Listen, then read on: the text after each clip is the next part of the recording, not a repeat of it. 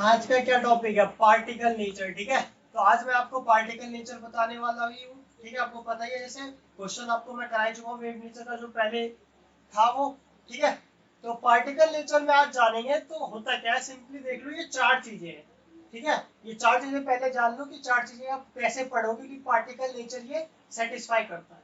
जैसे कि देखो, द नेचर, जो पार्टिकल नेचर डिफाइन करेगा, पार्टिकल नेचर को बताएगा कब? जब एमिशन होगा किसका? रेडिएशन का। ठीक है, किससे? हॉट बॉडी से, जिसको हम कहते हैं ब्लैक बॉडी रेडिएशन। जब किसी हॉट बॉडी से क्या होगा? रेडिएशन निकलेगा, एमिशन होगा, उसे कहते हैं black body radiation. The radiation from hot body object या body is called what? Black body radiation. ठीक है, तो पहला तो ये है जो कि पार्टिकल नेचर से सेटिस्फाई हुआ है। ठीक है, दूसरा आपका ये है ejection of electrons from metal surface when radiation strikes it. तो सिंपली इसमें ये होता है, इलेक्ट्रॉन्स जो है ना वो इजेक्ट होते हैं, मतलब निकलते हैं बाहर। इससे मेटल सरफेस से, मेटल सरफेस से जब हम इस पे कोई रेडिएशन डालते हैं, सिंपली सनलाइट डालते हैं, तो वो आपका फोटो इलेक्ट्रिक इफेक्ट होता है। तो उसको जानेंगे क्या होता है। फिर एक है वेरिएशन। वेरिएशन होता है हीट कैपेसिटी में। किसकी वजह से? किसकी वजह से? टेम्परेचर की वजह से। किस पे होता है? सॉलिड्स पे। ठीक है, तो याद रखना है, सॉलिड्स पे हीट कैपेसिटी मतलब हीट चेंज होता है due to change in temperature. Last है लाइन स्पेक्ट्रा। लाइन स्पेक्ट्रा में आप जानोगे हाइड्रोजन का कि लाइन स्पेक्ट्रा क्या होता है। अब बताऊंगा मैं, इसमें लाइन लाइन अभी दिखा रहा हूँ, इसमें बार में और ये सब सीरीज रहती है। एटम्स की लाइन स्पेक्ट्रा आप जानोगे। तो ये चौथा वाला भी पार्टिकल नेचर के थ्रू सेटिस्फाई किया गया है। ठीक है, तो ये चार चीजें हैं जो कि पार्टिकल नेचर को सेटिस्फाई करती है। और पिछला वाला जो आपने वेव नेचर पढ़ा था उसमें क्या था? इंटरफेरेंस और डिफ्रैक्शन, जो कि ये टॉपिक आप सिंपली फिजिक्स में पढ़ोगे जब आप 12th में जाओगे। जो आपका लाइट वाला चैप्टर जो 12th में है उसमें आप जानोगे, बहुत बड़ा चैप्टर है, तो उसमें इंटरफेरेंस और डिफ्रैक्शन के बारे में आप जानोगे। ठीक है, नहीं वैसे आप ऑब्वियसली अगर ज्यादा हुआ है तो आप गूगल कर सकते हो, क्योंकि अभी अगर मैं उसको बताने बैठा तो ये नहीं हो पाएगा, इसीलिए अब अभी मैं पार्टिकल नेचर ही बताऊंगा। ठीक है, तो ये चीज आपको समझ में आ गई। अब चलते हैं इसके एक एक करके एक्सप्लेनेशन में कि क्या ब्लैक बॉडी रेडिएशन होता है, क्या फोटो इलेक्ट्रिक इफेक्ट होता है, क्या ये लाइन स्पेक्ट्रा होता है, क्या हीट कैपेसिटी, क्या ये सारी चीजें जानते हैं पार्टिकल नेचर से कैसे प्रूव हो सकती करी साइंटिस्ट लोगों ने।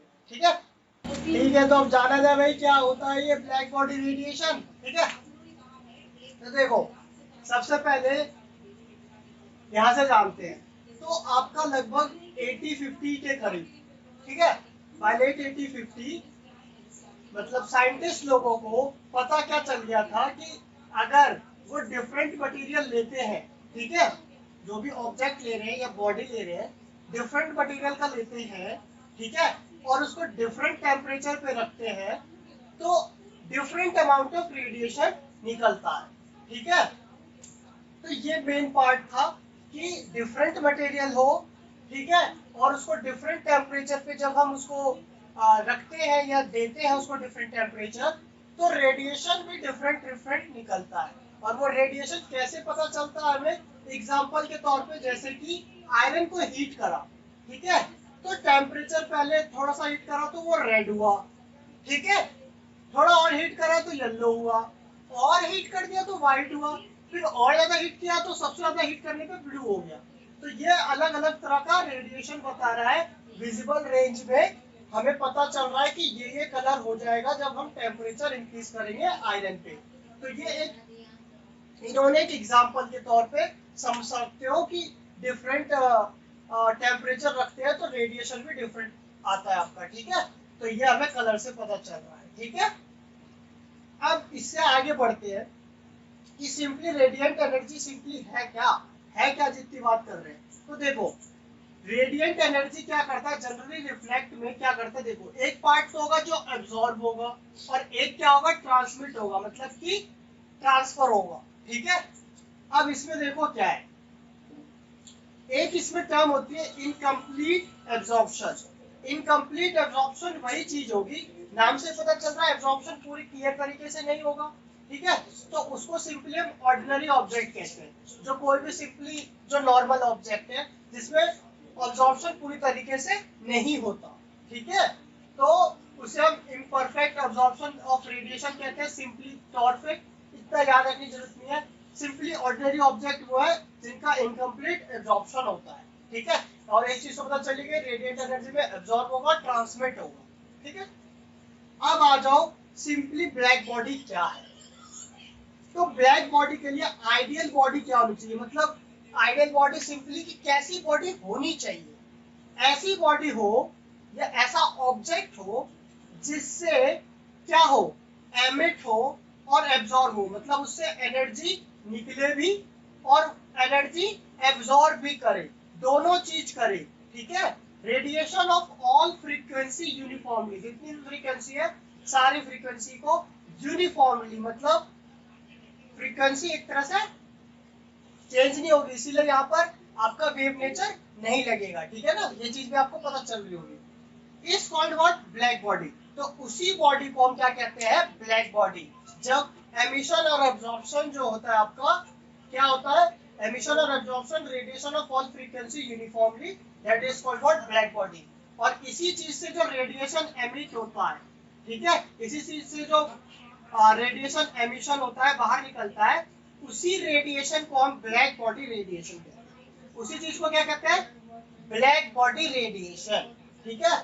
एग्जांपल के तौर पर जो कार्बन ब्लैक है वो अप्रोक्सीमेटली इस आइडियल बॉडी को फॉलो करता है। सिंपली आइडियल बॉडी अप्रोक्सीमेटली कह लो, पूरी तरीके से नहीं, मतलब 98%, 97, 99% लगभग ब्लैक बॉडी को ये रिसेंबल करता है, फॉलो करता है।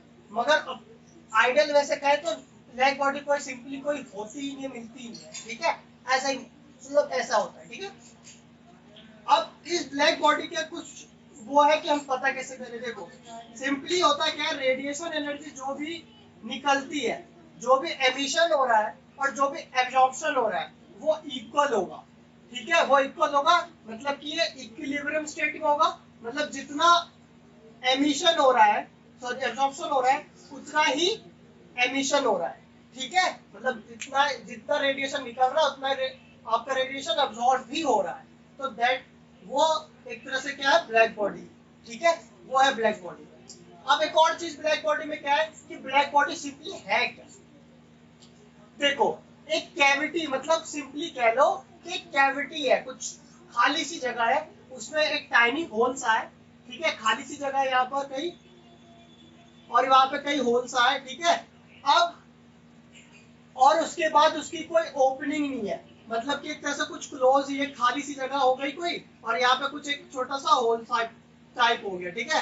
अब बाकी ओपनिंग कहीं से नहीं है, क्लोज टाइप में है, तो उसमें क्या होता है, कोई भी रे जब इस होल में आती है, ठीक है, कोई भी रे आई, ठीक, तो वो क्या करेगी, रिफ्लेक्ट करेगी बाय द कैविटी, कैविटी से रिफ्लेक्ट करेगी, रिफ्लेक्ट हो गई यानी कि एक तरह से रेडिएट हो गई, बाहर हो गई, एमिट हो गई, and eventually absorb by the wall, और जितना ही ये एमिट करेगी उतना ही ये एब्जॉर्ब करेगी, ठीक है। तो सिंपली आप इससे इतना ही जाने हो कि अगर ब्लैक बॉडी की सिंपली आपसे डेफिनेशन पूछेंगे तो ऑब्वियसली ब्लैक बॉडी की आइडियल बॉडी के लिए ये है, और वैसे आप कहोगे तो ये बता सकते हो, ठीक है, मगर सबसे प्रॉपर आपका यही वाला है, यही वाला आप डेफिनेशन में दोगे, ठीक है, कि जो एमिट और एब्जॉर्ब करे रेडिएशन को of all frequency uniformly is called black body, और रेडिएशन जो एमिट करता है उसे कहते हैं ब्लैक बॉडी रेडिएशन, ठीक है। तो ये चीज आप ब्लैक बॉडी के बारे में जान चुके हो। अब हम जानते हैं जो साइंटिस्ट लोगों ने इसको किस किस तरीके से सॉल्व किया, किस किस तरीके से बताया, जिसमें आप जानोगे भी क्वांटम के बारे में और फिर फोटो इलेक्ट्रिक इफेक्ट के बारे में, ठीक है। तो अब चलते हैं आगे। अब देखो प्लैंक ने क्या बताया था, ठीक है, तो प्लैंक ने सिंपली ये कहा था कि उन्होंने क्या एज्यूम करा कि जो रेडिएशन है, जो रेडिएशन एमिट हो रहा है और एब्जॉर्ब हो रहा है, ठीक है, वो डिस्क्रीट चंक्स ऑफ एनर्जी है। अब ये डिस्क्रीट एनर्जी क्या होती है, देखो सिंपली मैं आपको समझाऊं तो ये आपका देखो ऐसे जो वेव होती है, ठीक है, ये एकदम कंटिन्यूस चल रही है, कहीं पे कोई कट नहीं है, समझ रहे हो, एकदम जहां पर भी है एकदम स्मूथ चल रहा है। अगर यहाँ से मैं कुछ भी चीज चलाऊंगा तो एकदम कहीं पर भी कोई लैग नहीं होगा।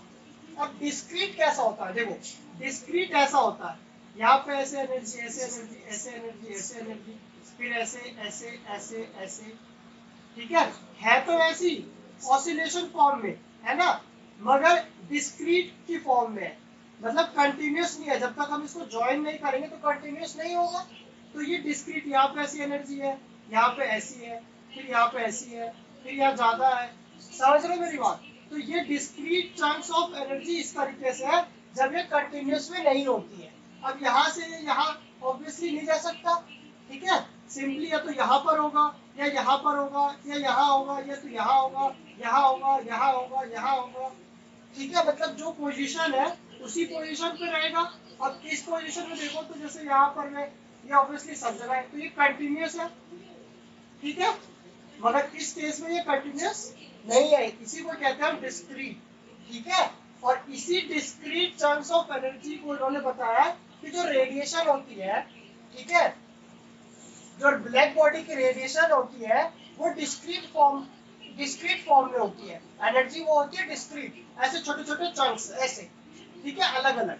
अब उन्होंने सिंपली यही कहा कि जो एटम्स और मॉलिक्यूल्स है could emit or absorb energy only in discrete quantity not in continuous, जो कि मैंने आपको यहाँ समझाया, ठीक है।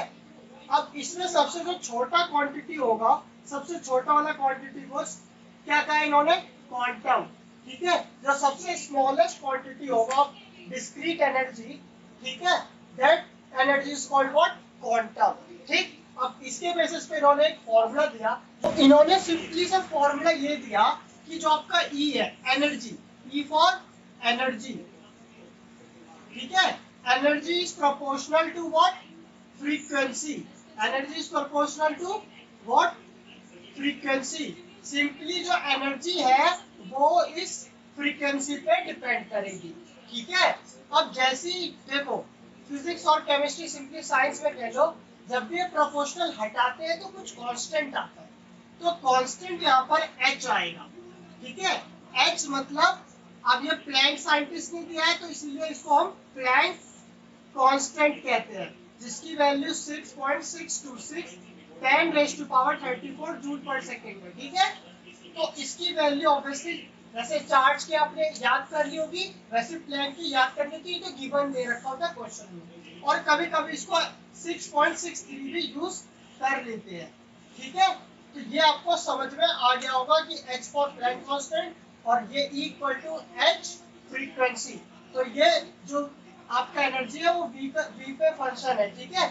तो एनर्जी फ्रीक्वेंसी पे यहाँ पे डिपेंड करता है। फ्रीक्वेंसी को हम इस फॉर्मूले को थोड़ा चेंज भी कर सकते हैं, कैसे करेंगे, E इक्वल टू, हम जानते हैं देखो फ्रीक्वेंसी का एक फॉर्मूला होता है ना ये वाला, C इक्वल टू ये, अब यहाँ से आप ऐसे भी कर सकते हो, इस फ्रीक्वेंसी की जगह C अपॉन लैम्डा भी लिख सकते हो।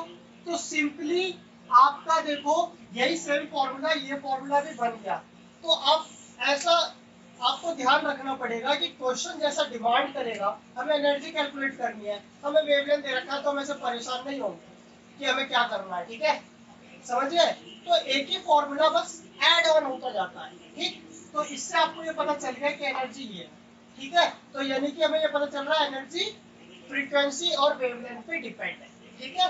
और पार्टिकल नेचर क्यों है, क्योंकि ये डिस्क्रीट चंक्स ऑफ एनर्जी है, ठीक है। अगर वो वेव नेचर होता तो वो कंटिन्यूअस होता, ठीक है। तो ये फर्क है आपका, सिंपली आपको पता चल रहा है पार्टिकल नेचर ऐसे ऐसे होते हैं ना, ऐसे ऐसे, तो उसी तरीके से डिस्क्रीट फॉर्म ऑफ एनर्जी है, ठीक है। तो इसीलिए पार्टिकल नेचर और ये कंटिन्यूअस वेव नेचर, ठीक, जो कि आपका इंटरफेरेंस और डिफ्रैक्शन वाली चीज है, जो कि आप पढ़ोगे, बता ही चुका हूं। तो ये थी आपकी एक तरह से थ्योरी। अब चलते हैं इसी के बेसिस पे, प्राइस थ्योरी के बेसिस पे फोटो इलेक्ट्रिक इफेक्ट पे, ठीक है। ठीक है, तो देखो इसमें हम क्या करेंगे, फोटो इलेक्ट्रिक इफेक्ट जानेंगे, ठीक है। तो देखो फोटो इलेक्ट्रिक इफेक्ट पे सिंपली होता क्या है कि आप ना इलेक्ट्रिसिटी प्रोवाइड करते हो सबसे पहले तो, ठीक है, और यहाँ से लाइट भी हम देते हैं, ठीक है। और फिर होता क्या है, इस मेटल सरफेस से ये एमिट होता है, इजेक्ट होता है, ठीक है। इसी एमिशन को, इसी मेटल सरफेस से जो एमिशन होता है, इसी को हम कहते हैं फोटो इलेक्ट्रिक इफेक्ट। तो यहाँ पर देखो होता क्या है कि ये जो यहाँ पर क्या लिखा हुआ है, एन इलेक्ट्रॉन वर इजेक्टेड, है ना, व्हेन सर्टेन मेटल्स जैसे कि potassium, rubidium, caesium were exposed to a beam of light, this phenomena is called photoelectric effect. मैंने कल जगह नहीं थी इसलिए शॉर्ट फॉर्म में लिख दिया ये, ठीक है। कि जब भी हम ऐसे कोई मेटल को, इस टाइप के जो मेटल होते हैं उस पे कोई एक beam of light expose, beam of light के प्रेजेंस में रखेंगे सिंपली, तो उससे इलेक्ट्रॉन एमिट होंगे और उसी एमिशन, ये जो पूरा प्रोसेस हुआ, इसी को हम कहते हैं फोटो इलेक्ट्रिक इफेक्ट। अब ये फोटो इलेक्ट्रिक इफेक्ट को हार्ट साइंटिस्ट थे, उन्होंने कैसे क्या क्या किया वो जानते हैं। तो देखो इन्होंने ये बताया कि there is no time lag, ठीक है, ये ध्यान रखना, नो टाइम लैग बिटवीन किसके, एक तो स्ट्राइक करेगा, लाइट आई इधर से, उन्होंने स्ट्राइक करा, और the ejection of electron from the metal, और ये इजेक्ट क्या हुआ भाई, इलेक्ट्रॉन हुआ, मतलब लाइट इधर से आई और इलेक्ट्रॉन इधर से इजेक्ट हुआ, तो इसके बीच में कोई टाइम लैग नहीं है। कहने का मतलब जैसे जैसे लाइट आ रही है वैसे उसी वक्त ही इलेक्ट्रॉन जो है इजेक्ट हो जाता है, ठीक है। जिस टाइम पे गया उसी टाइम पे वो इजेक्ट हो गया। ये नहीं कि ये चौथे सेकंड में आया और ये पांचवें सेकंड में इजेक्ट हुआ, नहीं, चौथे सेकंड में ये आया तो चौथे सेकंड में ये भी इजेक्ट हुआ। तो ये है कि इसमें कोई टाइम लैग नहीं है, ठीक है। इसके कहने का मतलब ये है, एक्सपेरिमेंट से जो भी हमें रिजल्ट मिला। अब इसमें number of electrons ejected is proportional to the intensity of brightness of, क्या, ब्राइटनेस ऑफ लाइट, ठीक है। तो इसमें सिंपली उन्होंने क्या कहा कि जो भी इंटेंसिटी होगी, जितने भी इलेक्ट्रॉन्स निकलेंगे, ठीक है, तो यहाँ पर क्या होगा, नो टाइम लैग होगा, ठीक है, ये आपको बता ही चुका था। अब यहाँ पर इलेक्ट्रॉन्स जो भी इजेक्ट होंगे वो ब्राइटनेस पे डिपेंड होगा, जितना ज्यादा ब्राइटर लाइट होगा उतना ज्यादा इजेक्शन होगा, ठीक है, इलेक्ट्रॉन्स का। अब यहाँ पर ये मैं एक्सप्लेन कर चुका था, थोड़ी प्रॉब्लम हो गई थी तो मैं फिर से समझा देता हूँ। ये थ्रेशोल्ड फ्रीक्वेंसी क्या होती है, मिनिमम फ्रीक्वेंसी होती है कि इससे कम फ्रीक्वेंसी होगी तो फोटोइलेक्ट्रिक इफेक्ट आपका नहीं हो पाएगा, इससे ज्यादा फ्रीक्वेंसी होगी, थ्रेशोल्ड फ्रीक्वेंसी से ज्यादा होगी, तब आपका फोटोइलेक्ट्रिक इफेक्ट होगा। कहने का एग्जांपल जैसे कि आप मान लो कोई एक मेटल सरफेस है, ठीक है, इन तीनों में से कोई सा भी एग्जांपल ले रहा हूं मैं अपनी तरफ से, इसका मान लो मिनिमम फ्रीक्वेंसी है ये 5 हर्ट्ज और आपने फ्रीक्वेंसी ली लाइट की 4 हर्ट्ज, तो इसमें फोटोइलेक्ट्रिक इफेक्ट नहीं होगा।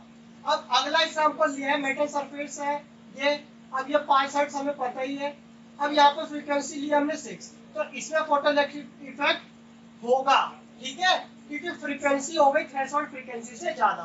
तो थ्रेशोल्ड फ्रीक्वेंसी कुछ नहीं है, for photoelectric effect the minimum frequency, for photoelectric effect the minimum frequency is called what, threshold frequency, जिसको इससे डिनोट करते हैं। अब जब ये फोटोइलेक्ट्रिक इफेक्ट हो गया, मतलब फ्रीक्वेंसी ज्यादा हो गई थ्रेशोल्ड फ्रीक्वेंसी से, तो जो भी इलेक्ट्रॉन निकल रहे हैं, वो इलेक्ट्रॉन निकल रहे हैं तो ऑब्वियसली वो ऐसे मूव भी कर रहे हैं, और जब भी कोई चीज मूव कर रही है ऐसे इलेक्ट्रॉन, उसका मास भी है, तो उसमें क्या आएगा, काइनेटिक एनर्जी आएगी भाई।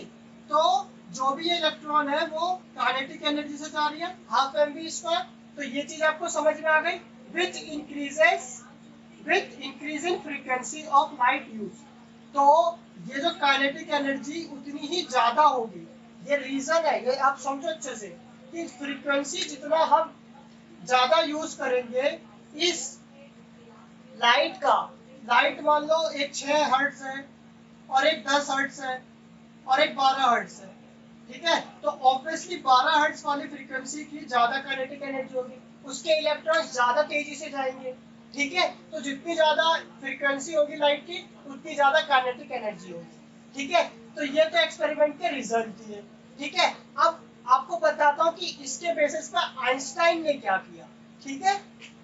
ये एग्जांपल भी ले लेता हूँ तो उससे आपको अच्छे से समझ में आएगा कि इसकी क्या छोटी सी ड्रॉबैक है। देखो इस पूरे से हमें यही समझ में आ रहा है, एक थ्रेशोल्ड फ्रीक्वेंसी है, और जो इलेक्ट्रॉन है साफ साफ पता चल रहा है कि जो इलेक्ट्रॉन का एमिशन भी होगा वो ब्राइटनेस पे डिपेंड करेगा, ठीक है। मगर अब ये जो रेड है और एक येलो कलर है, रेड की फ्रीक्वेंसी 4.3 से 4.6 10 की पावर 14 है, और ये 5.5 से लेकर 5.2 10 की पावर 14 हर्ट्ज है। और ये पोटेशियम मेटल लिया है जिसकी थ्रेशोल्ड फ्रीक्वेंसी है 5 इंटू 10 रेज़ पावर 14 हर्ट्ज। तो ऑब्वियसली 5 से ज्यादा होगी तभी। देखो रेड कलर शाइन करता रहता है बहुत देर तक, तो ऑब्वियसली इसकी इंटेंसिटी येलो कलर से ज्यादा है, तो ऑब्वियसली इसका इलेक्ट्रॉन एमिट करना चाहिए, मगर ये चीज नहीं करता है। क्यों? क्योंकि इसकी थ्रेशोल्ड फ्रीक्वेंसी क्या है, कम है। थ्रेशोल्ड फ्रीक्वेंसी 5 से ज्यादा होनी चाहिए जो कि येलो की है, तो ऑब्वियसली रेड से कंपैरिजन में इसकी ब्राइटनेस इंटेंसिटी कम है, फिर भी ये फोटोइलेक्ट्रिक इफेक्ट दिखा दे रहा है। तो वो इस हिसाब से हमें सही से एक्सप्लेन नहीं हो पा रहा है, क्योंकि ये बता रहा है कि जो आपका ब्राइटनेस पे भी ये डिपेंड करता है, ठीक है। तो उस लॉजिक के हिसाब से चले तो यहाँ फॉलो वो चीज नहीं हो रही है। तो ये चीज आइंस्टाइन ने एक्सप्लेन करी, कैसे करी वो बताता हूँ, ठीक है, जिसकी वजह से उन्हें नोबेल प्राइज भी मिला, ठीक। तो देखो भाई, अब मैं इतनी सी छोटी चीज में आपको कैसे एक्सप्लेन करता हूँ, और आप भी अगर कभी नोट्स बनाते हो तो उसमें कैसे आपको हेल्प कर सकता है। देखो सिंपली क्या है, आइंस्टाइन ने कहा कि बीम ऑफ लाइट आप समझते हो, बहुत सारी जो लाइट की जो रेज आएंगी उसे हम कहते हैं बीम ऑफ लाइट। जैसे ही वो अब इसी बीम ऑफ लाइट को जो शाइन कर रही है, ठीक है, जैसे ये स्ट्राइक कर रही है तो वो शाइनिंग कर रही है, शाइन कर रही है, उसी को इन्होंने फोटोन कहा। क्या कहा? उसी को उन्होंने क्या नाम दिया, फोटोन। तो एक बीम ऑफ लाइट जो कि शाइन कर रही है, beam of light which is shining, Einstein gave it's name what, photon. तो उसको उन्होंने फोटोन नाम दिया, जिसके पास सुफिशिएंट एनर्जी है। कहने का मतलब इतनी एनर्जी है कि जैसे ही वो स्ट्राइक करे, ठीक है, तो वो एमिशन कर दे। अब एमिशन कैसे होगा वो बताता हूँ। ये सुफिशिएंट एनर्जी से इसने स्ट्राइक किया मेटल सरफेस पे, ऐसे क्या करा, स्ट्राइक करा। तो स्ट्राइक किया तो क्या हुआ, उसके बाद जो एनर्जी से, जिस एनर्जी से इसने स्ट्राइक किया, ठीक है, मान लो कि ये एनर्जी से इसने स्ट्राइक किया, अब ये एनर्जी इलेक्ट्रॉन के अंदर आ गया है, इलेक्ट्रॉन के अंदर क्या हो गया, ट्रांसफर हो गया, ठीक है। तो हमेशा याद रखना चीजें साइंस में ट्रांसफर होती है, एनर्जी से ध्यान रखना, एनर्जी ट्रांसफर होती है। तो एनर्जी इलेक्ट्रॉन पे ट्रांसफर हो गया ड्यूरिंग कोलिजन, जब स्ट्राइक किया इलेक्ट्रॉन से कोलाइड हुआ, एनर्जी हो गई ट्रांसफर। और ये जो इलेक्ट्रॉन ट्रांसफर हुआ, इसी ट्रांसफॉर्मेशन की वजह से ये इजेक्शन हो गया, क्योंकि सुफिशिएंट एनर्जी थी, जितनी एनर्जी उसको चाहिए थी उतनी एनर्जी थी, ठीक है। तो वो इजेक्शन हुआ without any lag, without any lag, ठीक है। तो ये पूरा प्रोसेस है कि simply A beam of light that is called photon strikes on metal surface, ठीक है, स्ट्राइक्स ऑन मेटल सरफेस, ठीक, विथ सफिशिएंट एनर्जी। और फिर उसके बाद क्या हुआ कि strikes on electron of an atom which transfer which transferred the energy to the electron।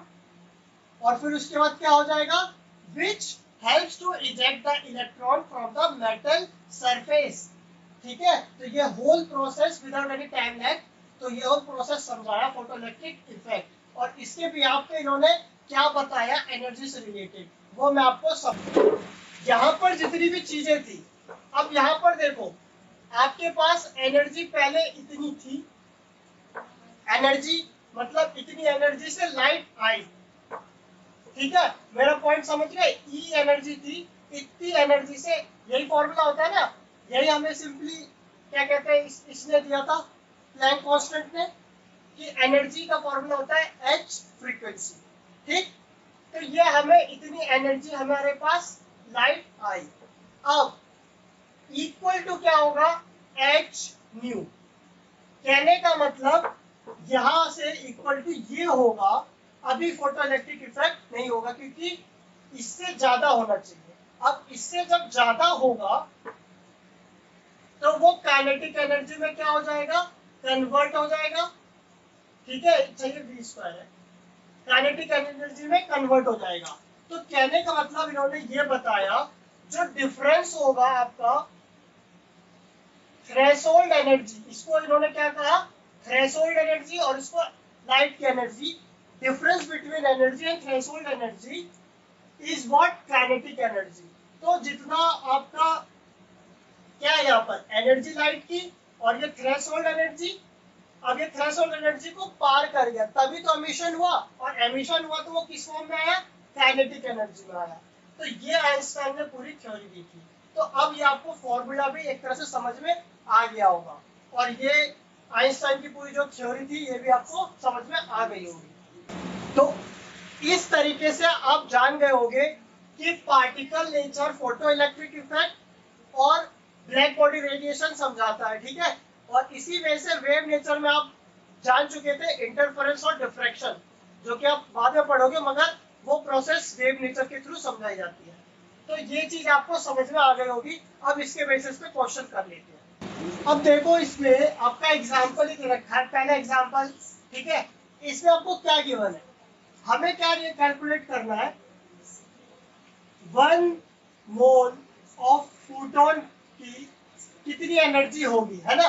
1 mole of photon की कितनी एनर्जी होगी, जिसकी हमें फ्रीक्वेंसी गिवन है, कितनी गिवन है, ठीक है, इतनी गिवन है हमें फ्रीक्वेंसी। अब ऑब्वियसली इसमें आप E equal to h nu formula लगाओगे, जिससे आपको एनर्जी मिलेगा। एनर्जी जब मिल जाएगा 6.626 10 रेज़ टू पावर कितना, -34 जूल सेकेंड इंटू 5 इंटू 10 की पावर 40। अब ऑब्वियसली ये देखो 14 और 34 और ये कितना हो जाएगा, -20। अब ये 5 से करोगे तो कितना आएगा, देख लो 30 आ गया, और फिर ये 10 और 13 1, और फिर ये 30 1 3, और ये 31 और 34, और ये सॉरी 33। ठीक है, अब ये 3 पॉइंट है तो यहाँ पे लगा दो, तो ये आपका आ गया एक तरह से एनर्जी। ठीक है, ये आपका आ गया एनर्जी। ठीक है, अब इन्होंने बोला 1 मोल। अब मुझे ये बताओ ये 1 मोल कितना होता है भाई, फोटोन ही तो है। अब आपको मैंने बताया था 1 मोल किसी एटम का हो तो उसका एटॉमिक मास के इक्वल होता है, मगर सिंपली डेफिनेशन क्या है, 1 mole equal to Avogadro number. तो सिंपली जब पार्टिकल्स की बात आएगी, जब फोटोन की बात है ना, तो ये फोटोन पार्टिकल्स की फॉर्म में है। तो जब पार्टिकल्स की फॉर्म में है तो ऑब्वियसली हम एवोगैड्रो नंबर लेते हैं जब भी पार्टिकल्स की बात होती है, ध्यान रखो।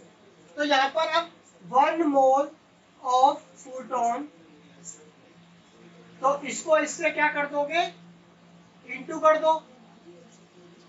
ठीक है, तो इंटू कर दोगे तो ये आपका आंसर 199.51 10 रेज़ टू पावर 3 जूल। 1 मोल ऑफ फोटोन में इतनी एनर्जी निकल रही है, ये आपने कैलकुलेट कर लिया। ऑब्वियसली इसको मल्टीप्लाई कर लेना है यार, 6.022 को 33.130। अब इसको देखो, थोड़ा अच्छा कैलकुलेशन करना है तो देखो 6.022 है, इसको मल्टीप्लाई करोगे 331 से 1 तक ही कर लो। ठीक है, आंसर रेलेवेंट ऑब्वियसली 199 कुछ ऐसा आएगा या 198 आएगा, आंसर आपका उसका रॉन्ग नहीं होगा। ठीक है, और ऑब्वियसली अगर आप पूरा एग्जैक्ट करना चाह रहे हो तो कर लो, जितना यहाँ दे रखा है इतना तक, जीरो नहीं लगाओगे तो फर्क नहीं पड़ता, तो पूरा इतना मल्टीप्लाई कर लो, एग्जैक्ट जो आपका एनसीईआरटी में आंसर दे रखा है वो आ जाएगा। ठीक है, तो ये आप कर सकते हो आपकी मर्जी है। तो ये फर्स्ट क्वेश्चन हो गया, अब चलते हैं सेकंड क्वेश्चन पे। ठीक है, देखो ये आपको क्वेश्चन विजिबल ही हो रहा होगा, मैंने शॉर्ट फॉर्म में अपने लिए लिखा है। तो देखो इसमें क्या है, आपको पावर गिवन है, वेवलेंथ गिवन है। तो ऑब्वियसली सबसे पहला काम तो आप ये जानते हो एनर्जी निकाल लोगे, जिससे आप एनर्जी निकालोगे, ये फॉर्मूला होता है। ऑब्वियसली वेवलेंथ दे रखा है तो ये लगा दूंगा, ये 6.626 10 रेज़ टू 34, ये आपका 3 इंटू 10 की पावर 8, और नीचे वेवलेंथ आपका 400 इंटू 10 की पावर -9। अब इसको कैलकुलेट करोगे तो कर लो आप कैलकुलेट। ठीक है, तो ये आपको समझ में आ रहा है, ये आपकी क्या हो गई, एनर्जी आ गई। अब आपको सिंपली पूछा क्या है कि कितने नंबर ऑफ फोटॉन्स निकलेंगे पर सेकेंड। पर सेकेंड मतलब कि टाइम नीचे। तो पावर इक्वल टू क्या जानते हो? पावर इक्वल टू क्या होता है? Work done upon time. अब वो वर्क डन ही आपका एक तरह से एनर्जी है। यहाँ पर वर्क डन यहाँ पर क्या है? एक तरह से आपका एनर्जी है, क्योंकि वर्क डन ही सिंपली आपका एक तरह से एक फॉर्म की एनर्जी है। तो यहाँ पे power equal to E upon में टी हो जाएगा। ये फॉर्मूला हो गया। अब यहाँ पर एक चीज आपको मैंने थोड़ा बताना भूल गया था, ये चीज नोट कर लेना। ये जो ई होता है ये NHV होता है। एन यहाँ पर आपको जो डिस्क्रीट वाली चीज बताई थी ना मैंने, ये आपका अभी H ये है, ये आपका 2HV होगा, ये इक्वल टू 3HV होगा। तो ये चीज थोड़ी सी मिस हो गई थी, तो ये आपको एक फोटो इलेक्ट्रिक इफेक्ट में कर लेना जो प्लैंक ने दिया था। ये आपका ऐसे 1 2 3 फॉर्म में होता है, जैसे आपको मैंने बताया था ना, ये ऐसे स्टेयर केस में। तो ये 1 2 3 कहीं बीच में ऐसे नहीं आ सकता ना, समझ रहे हो? किसी के बीच में नहीं आ सकता। तो यही एक फॉर्मूला दिया इन्होंने कि ऐसे फॉर्म में रहता है। तो यहाँ पर हम सिंपली ये जो ई है, ई के साथ हम एन लगा देते हैं। जैसे यहाँ पे एन लगा दिया कि एन कितने होंगे, नंबर कितने होंगे, तो यहाँ एन लगा दिया, जो कि आपके क्या है? एन मतलब नंबर ऑफ फोटॉन्स। अब ये पी आपको 100 दे रखा है, ठीक है, और ई आपने निकाल लिया है 4.969 10⁻⁻90। तो n अपॉन में t क्या है? नंबर ऑफ फोटॉन्स पर मतलब नीचे आ गया पर सेकेंड। तो ऑब्वियसली नंबर का कोई यूनिट नहीं होता, टाइम का होता है। तो जो भी कैलकुलेट करके आएगा सेकेंड इनवर्स, और इसको कैलकुलेट कर लो भाई। ये क्या आ जाएगा? 2.012 10⁻90 नहीं 20। तो इतना आ गया आपका नंबर ऑफ फोटॉन्स। एक सेकेंड में इतने फोटॉन्स आपके एमिट हो रहे हैं, ठीक है। तो ये बता रहा है। तो ये आप इससे ये भी फॉर्मूला याद रखना, फोटो इलेक्ट्रिक इफेक्ट का ही है। वहां पर एक चीज ऐड कर लेना, मतलब मिस हो गया मेरे से। E इक्वल टू NHV, ठीक है। एन इधर भी लग सकता है अगर इधर है तो, ठीक है। तो वही चीज मैंने यहाँ पर करा है। एन मतलब नंबर ऑफ फोटॉन्स, ठीक है। सिंपली आइंस्टाइन में तो आइंस्टाइन के बाद ही कर लेना, ठीक। तो ये फोटॉन का बाद, ठीक है। तो ये आप समझ गए होंगे, ठीक। तो सिंपली हमें वेवलेंथ और काइनेटिक एनर्जी दे रखी है। अब इससे देखो ये पता चल रहा है जूल और मोल में। दैट मींस कि हमें जो भी एनर्जी निकालेंगे फिर उसका 1 मोल का भी एनर्जी निकालेंगे, ठीक है। इससे पता चल रहा है यूनिट से। नहीं भी चलता तो आप ऑटोमेटिकली याद रखना, कभी भी कोई एलिमेंट होता है सोडियम पोटेशियम ये, तब भी आपको मोल में निकालना होता है एनर्जी, ठीक है। वो पल था पिछले क्वेश्चन में, इसलिए हमने नहीं निकाला था, उससे पहले मोल गिवन था, ठीक है। तो सबसे पहले आप E इक्वल टू एच ये वाला फॉर्मूला लगा दोगे, C अपॉन लैम्डा। तो H आपका 6.26, ये लगाकर ये 34 है, C आपका 3 इंटू 10⁸ फिर ये नीचे 1 नहीं 300 इंटू 10⁻⁹ कैलकुलेट करोगे तो ये आपका 6.633 तो कट ही जाएगा। फिर 10 की पावर कितना आ जाएगा ये? फिर 10 की पावर कितना आ जाएगा? -90, ठीक है। तो ये आपका आ गया एनर्जी, ठीक। अब इसी को मोल में निकालना है, तो 1 मोल ऑफ एनर्जी कितना होगा? ठीक है, 1 mole of energy of photon. तो इसको मल्टीप्लाई कर दोगे किससे? एक मोल से। एक मोल होता है आपका 6.022 10⁻23, ठीक है। मल्टीप्लाई करो, ये कितना आ जाएगा? 3.99 10 की पावर 5 जूल मोल इनवर्स। अब ये आ गया 1 mole of energy of photon, ठीक है। अब यहाँ पे हमें काइनेटिक एनर्जी दे रखी है। अब यहाँ पे पूछा क्या गया है? हमें यही पूछा गया है ना कि सबसे पहले तो एनर्जी निकालो, फिर ये पूछा कितनी एनर्जी, मिनिमम एनर्जी कितनी लगेगी कि इसका इजेक्शन हो जाए, और हमें काइनेटिक एनर्जी रखी है। आपको मैंने एक फॉर्मूला बताया था कि आपका क्या होता है, E equal to E not plus kinetic energy. ये E मतलब H, ये मतलब H, ये न्यू, ठीक है। तो कहने का मतलब जो आपने ये निकाला है अभी, ये 3.9, यही है, ठीक है, 10 की पावर 5, और काइनेटिक एनर्जी आपको 1.68 10 की पावर 5 जूल मोल इनवर्स दे रखा है।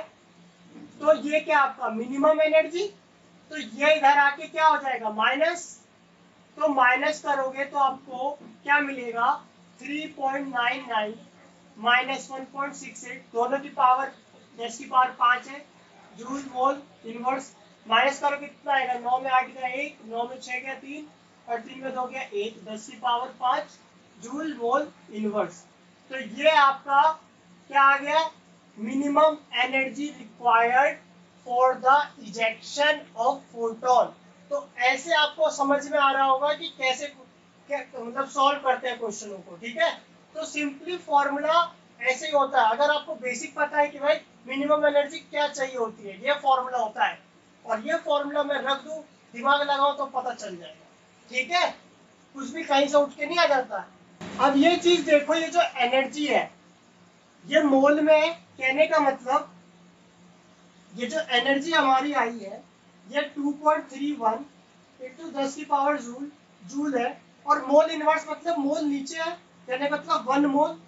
देखो सिंपली आपको कोई भी चीज होती है, जैसे जूल है तो ये 1 जूल है, और ये मोल है तो 1 मोल है, ये इनवर्स उधर ऊपर गया तभी तो मोल इनवर्स हुआ है। तो सिंपली आपको इसमें मोल को हटा के सिंपली एनर्जी जूल में होती है ना, तो जूल में कैलकुलेट पहले करनी होगी, तभी आपको इसको पता कर पाओगे कि कौन सी लाइट है, क्योंकि ये कैलकुलेट करने के बाद तब इसकी वेवलेंथ निकालोगे, तभी तो पता चलेगा। तो इससे निकालोगे तो देखो 2.31 10 रेस्ट पावर 5, 1 मोल 6.022 10 रेस्ट पावर 22 होता है, ठीक है 23। अब इसको कैलकुलेट करोगे तो ये 3.84 10 की पावर कितना आ जाएगा, ये आ जाएगा आपका 10 की पावर माइनस 19 जूल में। तो ये आपका एनर्जी आ गया सिंपली, ठीक है, ये आपका एनर्जी आ गया। और ये एनर्जी कौन सी वाली है, ये एनर्जी आपकी यही वाली है, थ्रेशोल्ड वाली, तो ये लगा लेना आप, ठीक है। तो ये थ्रेशोल्ड एनर्जी है, अब इसको इतनी एनर्जी चाहिए, ठीक है, इजेक्ट करने के लिए। अब यही फॉर्मूला यूज करके एच ये वाला एच सी अपॉन लैम्डा, ठीक है, ई आपको पता है, सी पता है, एच पता है, इससे आप लैम्डा कैलकुलेट करोगे जो कि 517 आएगा, जो कि होता है ग्रीन कलर का, क्या होता है ग्रीन कलर का रेडिएशन होता है, ठीक है, इलेक्ट्रोमैग्नेटिक रेडिएशन ग्रीन कलर का होता है। तो ये कैलकुलेटिव क्वेश्चन है काफी, एक साथ सारा क्वेश्चन कभी नहीं आएगा, इसमें 3 पार्ट थे। देखो सबसे पहले तो आपको मिनिमम एनर्जी कैलकुलेट करना था, मिनिमम एनर्जी कैलकुलेट कर लिया तो ऑब्वियसली उसका एग्जैक्ट वे में करना था, तो मोल से कन्वर्ट किया। अब ये कन्वर्ट करने के बाद फिर आपको वेवलेंथ निकालनी थी उसकी कितनी होगी और किसका रेडिएशन है, तो हो सकता है सिर्फ मिनिमम एनर्जी पूछ ले, तो ऑब्वियसली वो मार्क्स पे डिपेंड करता है, ओवरऑल पूछेंगे तो ऑब्वियसली बहुत बड़ा होगा, उतना नहीं पूछते एक साथ, ठीक है। तो आपको मगर ये एक ही क्वेश्चन में पूरा पैकेज मिल गया कि कैसा होता है क्वेश्चन, ठीक है। तो आप मुझे आई होप कि आपको ये क्वेश्चन समझ में आया होगा, ठीक है। तो अगले क्वेश्चन पे चलते हैं। ये आपको थ्रेशोल्ड फ्रीक्वेंसी गिवन है और एक फ्रीक्वेंसी गिवन है जो कि आपको 1 इंटू 10 की पावर 15 हर्ट्ज है। आपको थ्रेशोल्ड फ्रीक्वेंसी है और सिंपल फ्रीक्वेंसी गिवन है लाइट की जो उस पर स्ट्राइक करेगी। अब आपको काइनेटिक एनर्जी निकालना है, तो आप आइंस्टाइन इक्वेशन जानते ही हो जो कि आप अभी तक करते आ रहे हो, E इक्वल टू एच, ऐसे कर लो, E not plus kinetic energy, आपको यही कैलकुलेट करना है, कोई दिक्कत नहीं है। आपको यहाँ पर फॉर्मूला लगा दोगे एच ये फ्रीक्वेंसी, यहाँ पे एच ये प्लस काइनेटिक एनर्जी, अब ये इधर आएगा, सॉरी नॉट लगा देना, एच ये माइनस एच ये equal to kinetic energy, h common ले लो तो फ्रीक्वेंसी में से ये वाला फ्रीक्वेंसी माइनस और काइनेटिक एनर्जी। अब यहाँ एच यहाँ पे 6.626 10 रेस्ट पावर 34 माइनस का, अब ये फ्रीक्वेंसी 1 इंटू 10 की पावर 15 है, और यहाँ पर फ्रीक्वेंसी कितनी है 7 इंटू 10 रेस्ट पावर 14, ठीक है। अब यहाँ पर आप देख रहे हो कि ये 1 छोटा है, ये 7, देखो भाई ये बात नहीं है, यहाँ देखो 10 की पावर 15 10 की पावर 14 है, तो हमेशा ध्यान रखना कभी भी ऐसे पावर मल्टीप्लाई होते हैं तो इनके नंबर जब ही माइनस होंगे जब इनकी पावर सेम होगी। तो पावर सेम होने के लिए 1 10 इसको मैं दे दूं तो ये 10 हो जाएगा, और ये 10 की पावर 14, और ये 7 और 10 की पावर 14 ये हो जाएगा। ठीक है, अब 10 की पावर 14 बाहर ले लो, 14 बाहर लोगे तो इस 14 से और ये 10 की पावर -34 और ये 14 बाहर लोगे तो ये देखो मल्टीप्लाई में पावर क्या हो जाएंगे 8 -34 और ये 14 कितना देगा 20, और ये 10 में से 7 जाएगा तो 3, ये मल्टीप्लाई में। अब ये काइनेटिक एनर्जी सिंपली आपका क्या होगा 6 3 जा 6 2 6 है। ठीक है, तो 6 3 जा 18, फिर 6 2 जा 3 2 6 और 7, फिर 6 3 जा 18, 1 कैरी हो गया और ये 1 9 आ गया। ठीक है, यहाँ पॉइंट और ये 10 की पावर 20, ये आपका काइनेटिक एनर्जी हो गया। ठीक है, तो ये आपको समझ में आ गया होगा, ये आपका काइनेटिक एनर्जी। तो आई होप कि आपको ये वाला पार्टिकल नेचर समझ में आ गया होगा।